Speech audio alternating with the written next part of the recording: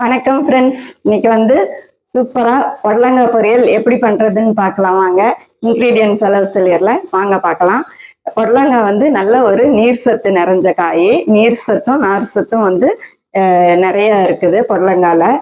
மலச்சிக்கல் இருக்கிறவங்க பொடலங்காய் சேர்த்துறப்ப ரொம்ப உடம்புக்கு நல்லது.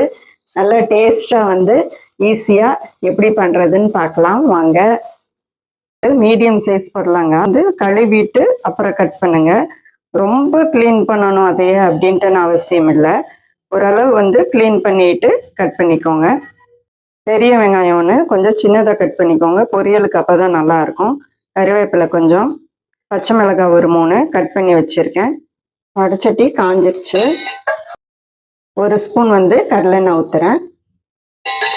கடுகு வெள்ளைலேருந்து ஒரு 1/2 ஸ்பூனு, இந்த ஸ்பூன் அளவில். கடலைப்பருப்பு இந்த அளவு போட்டுக்கலாம். லைட்டாக பொன்னிறமானோன்னு கருவேப்பிலை போட்டுடலாம். இந்த வெங்காயமும் பச்சை மிளகாவும் போட்டுடலாம்.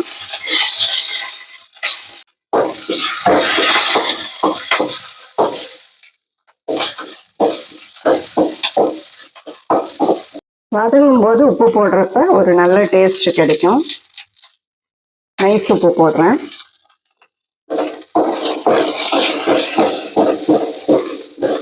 கண்ணாடி பதம் வர்றப்ப காய் போட்டா கரெக்டா இருக்கும்.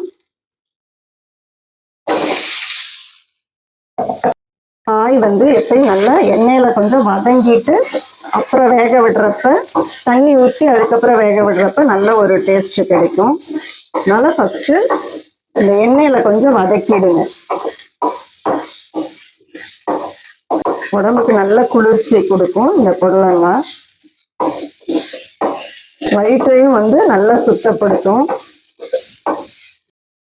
இந்த கிளாஸ்ல 1/4 கிளாஸ்க்கு கொஞ்சம் கம்மியா தண்ணி ஊத்துறேன். காய் வந்து நல்லா வேகட்டும்.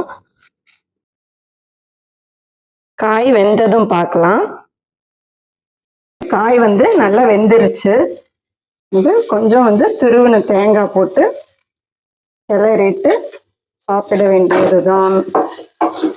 சூப்பரான பொடலங்காய் பொரியல் ரெடி. வந்து ஆஃப் பண்ணிடலாம். கொத்தமல்லி தழை இருந்தாலும் கொஞ்சம் தூவிடுங்க, நல்லா இருக்கும்.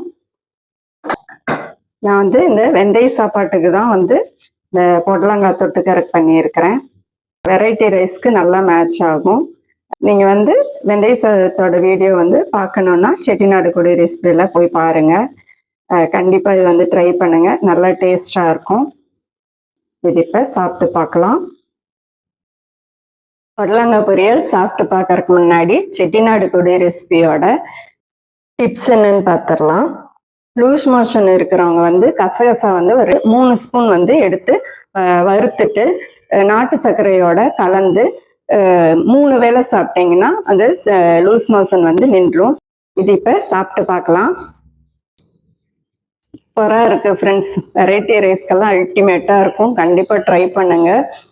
உடம்புக்கு ரொம்ப நல்லது. நீர் சத்து நார் சத்து நிறைஞ்சது, ரொம்ப நல்லது.